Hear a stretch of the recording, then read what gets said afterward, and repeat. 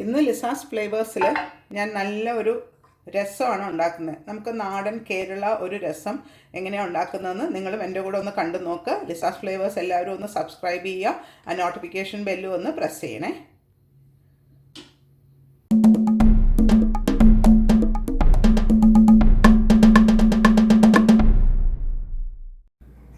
എല്ലാവർക്കും എളുപ്പത്തിൽ ഉണ്ടാക്കാൻ പറ്റുന്ന ഒരു രസമാണ് ഞാൻ ലിസാസ് ഫ്ലേവേഴ്സിൽ കൂടെ കാണിച്ചു തരുന്നത്.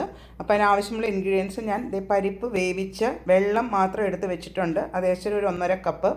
പിന്നെ നമുക്ക് പൊടിക്കാനായിട്ട് ഇതിനൊരു രസം പൗഡർ ഉണ്ടാക്കണം. അതിന് വേണ്ടിയിട്ട് കായം ഒരു കഷ്ണം, കുരുമുളക് 1 ടീസ്പൂൺ, ഹോൾ മല്ലി 1 ടേബിൾ സ്പൂൺ, ഒരു ചെറിയ സ്പൂൺ ജീരകം, പിന്നെ ചില്ലി ഫ്ലേക്സ് ഞാൻ 1 ടീസ്പൂൺ എടുത്തിട്ടുണ്ട്, മഞ്ഞൾപ്പൊടി 1/2 ടീസ്പൂണ്, പിന്നെ തക്കാളി 2 തക്കാളി ചെറുതായിട്ട് അരിഞ്ഞത് എടുത്ത് വെച്ചിട്ടുണ്ട്, വാളംപുളി ഒരു ചെറിയ നാരങ്ങ സൈസ് വാളംപുളി കുതിർത്ത് വെച്ചിട്ടുണ്ട്, ആവശ്യത്തിന് എണ്ണ, ഒരു ചെറിയ സവാള ചെറുതായിട്ട് അരിഞ്ഞത്, ഇഞ്ചി ചെറുതായിട്ട് അരിഞ്ഞത്, വെളുത്തുള്ളി ചെറുതായിട്ട് അരിഞ്ഞത്. പിന്നെ ഇനി കുറച്ച് ഇൻഗ്രീഡിയൻസ് നമ്മൾ എൻ്റെ കൂടെ ലാസ്റ്റ് മല്ലിയില, ഉപ്പ് ഇതൊക്കെ ഉണ്ട്. അതിന് ആഡ് ചെയ്യുന്നതനുസരിച്ച് പറഞ്ഞു തരാം. അപ്പോൾ എല്ലാവരും ലിസാസ് ഫ്ലേവേഴ്സിൽ കൂടെ നല്ല ഒരു രസം എങ്ങനെയാണ് ഉണ്ടാക്കുന്നതെന്നൊന്ന് കണ്ടു നോക്കേ. രസം പൗഡർ ഒന്ന് ഉണ്ടാക്കാനായിട്ട് ഞാനിപ്പം ഒരു പാൻ അടുപ്പത്ത് വെച്ച് ചൂടാക്കിയിട്ടുണ്ട്. അതിനകത്ത് കായം, കുരുമുളക്, ജീരകം, ഉലുവ, ഹോൾ മല്ലി, പിന്നെ ഹോൾ ചില്ലി ഉണ്ടെങ്കിൽ അതും കൂടെ നമുക്ക് ഇതിനകത്ത് ഇട്ട് ഒന്ന് റോസ്റ്റ് ചെയ്തെടുക്കാം. ഇതിപ്പോൾ ഞാൻ ചില്ലി ഫ്ലേക്സ് ആണ് യൂസ് ചെയ്യുന്നത്, അതുകൊണ്ട് നമുക്ക് ഇപ്പോൾ ഇടേണ്ട, അങ്ങ് കരിഞ്ഞു പോകും. ഇതൊന്ന് ആദ്യം ഒന്ന് മൂത്ത് വരട്ടെ. അതായത് കായവും കുരുമുളകും മല്ലിയും ജീരകവും ഉലുവയും ഇതൊന്ന് മൂത്ത് വരട്ടെ. അപ്പം നമ്മുടെ ആ ഹോൾ സ്പൈസസ് ഒക്കെ ഇട്ടതൊന്ന് മൂത്ത് വന്നിട്ടുണ്ട്. അതിനകത്തോട്ട് ആ ചില്ലി ഫ്ലേക്സും മഞ്ഞൾപ്പൊടിയും കൂടി ഇട്ടിട്ട് ഒന്ന് അടുപ്പത്തൊന്നും നമുക്ക് മാറ്റി കഴിഞ്ഞിട്ട് ഇതൊന്ന് ചെറുതായിട്ടൊന്ന് ആറിക്കഴിഞ്ഞിട്ട് ഇതിനെ നന്നായിട്ട് റോസ്റ്റ് ചെയ്തൊന്ന് പൊടിച്ചെടുക്കണം. നല്ല ഫൈൻ പൗഡറാക്കി ഇതൊന്ന് എടുക്കാം.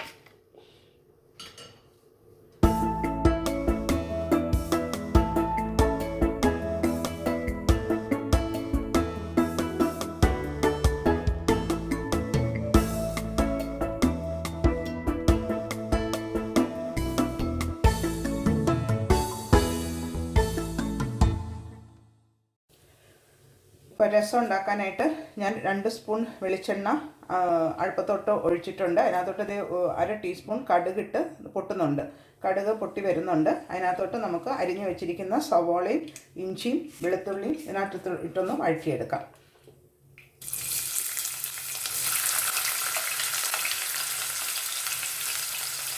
ഇതൊന്ന് ഒരുമാതിരി പകുതി ഒന്ന് മൂത്ത് വരട്ടെ. ആ സമയം കൊണ്ട് നമ്മൾ നേരത്തെ റോസ്റ്റ് ചെയ്ത് വെച്ച് ആ സ്പൈസസ് ഒക്കെ ഉണ്ടല്ലോ, അതിപ്പോൾ ഒന്ന് ചെറുതായിട്ടൊന്ന് ചൂടാറിയിട്ടുണ്ട്.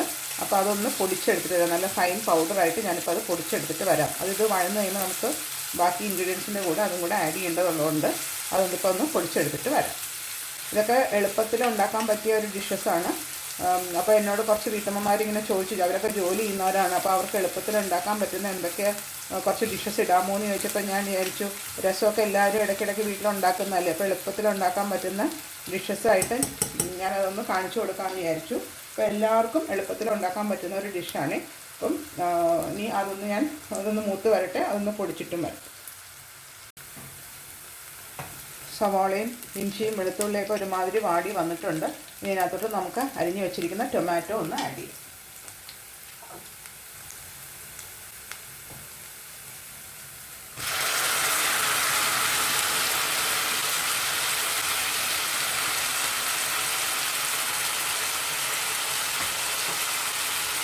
ഇതും ഒന്ന് വഴറ്റണം. ഒരു 2 മിനിറ്റ് ഇതിനെ ഒന്ന് നമുക്ക് വഴറ്റിയെടുക്കാം.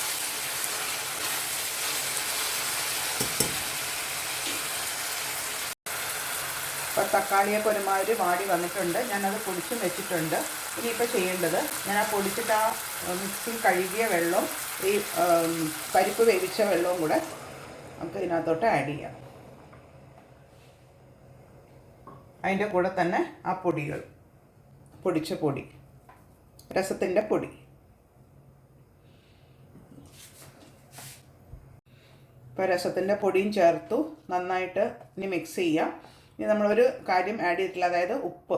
അപ്പോൾ നമുക്ക് രസത്തിന് നല്ല ഉപ്പ് വേണമല്ലോ. അപ്പോൾ നമുക്ക് കുറച്ച് ഉപ്പ് ഇതിനകത്തോട്ട് ആഡ് ചെയ്യാം, ആവശ്യത്തിനുള്ള ഉപ്പ്.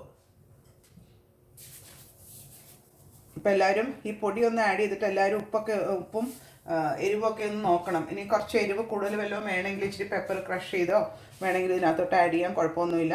അല്ലെങ്കിൽ മുളക് പൊടി വേണമെങ്കിൽ, മൂപ്പിച്ച മുളക് പൊടി വേണമെങ്കിൽ ഇഷ്ടമുള്ളവർക്ക് അത് ആഡ് ചെയ്യാം. അത് ഒക്കെ ഓരോരുത്തരുടെ ടേസ്റ്റ് അനുസരിച്ചിട്ടാണ്. ചിലർക്ക് എരിവ് കൂടുതൽ വേണമെങ്കിൽ അതിനനുസരിച്ച് നിങ്ങളുടേതായ രീതിയിൽ അതിനകത്ത് അഡ്ജസ്റ്റ്മെൻറ്റ് നടത്തിയാൽ മതി. ഇനി ഇതൊന്ന് ചെറിയ തീയിലാക്കണം. ചെറിയ തീയിലാക്കിയിട്ട് മൂടി വെച്ചിട്ട് ഒരു 10 മിനിറ്റ്, അപ്പോഴേക്കും നല്ല ഈ തക്കാളിയൊക്കെ വെന്ത ആ ജ്യൂസ് സ്റ്റോക്കിനകത്തോട്ട് ചേരും. അപ്പോഴാണ് ആ രസത്തിന് നല്ലൊരു ടേസ്റ്റ് വരുള്ളൂ. അപ്പോൾ ഞാനതൊന്ന് മൂടി വെച്ചിട്ട് ഒരു 10 മിനിറ്റ് ചെറിയ തീയിലിട്ട് വേവിക്കാൻ പോവാം. രസത്തിൻ്റെ അടപ്പൊന്ന് തുറന്ന് നോക്കാം. കണ്ടോ, ഇപ്പോൾ തക്കാളിയൊക്കെ നല്ല വെന്ത് സോഫ്റ്റായിട്ടുണ്ട് ഇതിനകത്ത്. ഇനി ഇതിനകത്ത് നമുക്ക് പുളിവെള്ളം ആഡ് ചെയ്യാം. ആ പുളിവെള്ളം നേരത്തെ ആഡ് ചെയ്യാതിരുന്നത് ആ വെളുത്തുള്ളിയും ഇഞ്ചിയൊക്കെ ആയില്ലെങ്കിൽ നമുക്കിങ്ങനെ കടിക്കാൻ കുറേശ്ശെ ഇത് അതിന് മുമ്പാണെങ്കിൽ നല്ല സോഫ്റ്റായിട്ടത് വെന്ത് പൊയ്ക്കൊള്ളും. അത് കഴിഞ്ഞിട്ട് നമുക്ക് പുളിവെള്ളം ആഡ് ചെയ്യാം. പുളിവെള്ളം ആഡ് ചെയ്തു. ഇനി അതിൻ്റെ കൂടെ തന്നെ നമുക്കിത് കുറച്ചും കൂടെ നീണ്ടിരിക്കണം. രസം ഒത്തിരി അങ്ങ് കുറുകിയല്ലല്ലോ ഇരിക്കുന്നത്, കുറച്ചും കൂടെ വെള്ളം ആഡ് ചെയ്യാം. ഇനി പുളിവെള്ളത്തിൽ കിടന്നും ഇതൊന്ന് തിളച്ചെടുക്കണം. ഇത്രയും മതി, ഇത്രയും കൺസിസ്റ്റൻസി മതി. ഇത് നന്നായിട്ട് ഒന്നും കൂടെ ഒന്ന് തിളക്കട്ടെ. തിളച്ച് കഴിഞ്ഞ് കഴിഞ്ഞാൽ പിന്നെ നമുക്ക് മല്ലിയിലയും ഇട്ട് എടുക്കാം, അത്രയേ ഉള്ളൂ. അപ്പോഴേക്കും രസം റെഡിയാവും. ഇതൊന്നും കൂടെ ഒന്ന് തിളച്ചോട്ടെ. ഞാനൊന്നുകൂടെ ഒന്ന് മൂടി വെച്ചിട്ട് 2 മിനിറ്റ് കഴിഞ്ഞ് ഒന്നും കൂടെ നോക്കാം. ഇപ്പം രസം നന്നായിട്ട് തിളച്ച് വന്നിട്ടുണ്ട്. ഇനി ഇതിനകത്തോട്ട് നമുക്ക് ആ മല്ലിയില അരിഞ്ഞത് ഇട്ട് കൊടുക്കാം ഗാർണിഷായിട്ട്. ആ മല്ലിയില അതിനകത്ത് കിടന്ന് ഒന്ന് തിളച്ച് വേവണം, എന്നാലാണ് ആ ടേസ്റ്റ് അതിനകത്തോട്ട് കറക്റ്റ് കിട്ടുള്ളൂ. ഇനി ഇത് പ്രസൻറ്റ് ചെയ്യുന്നതും കൂടെ കാണിച്ചു തരാം.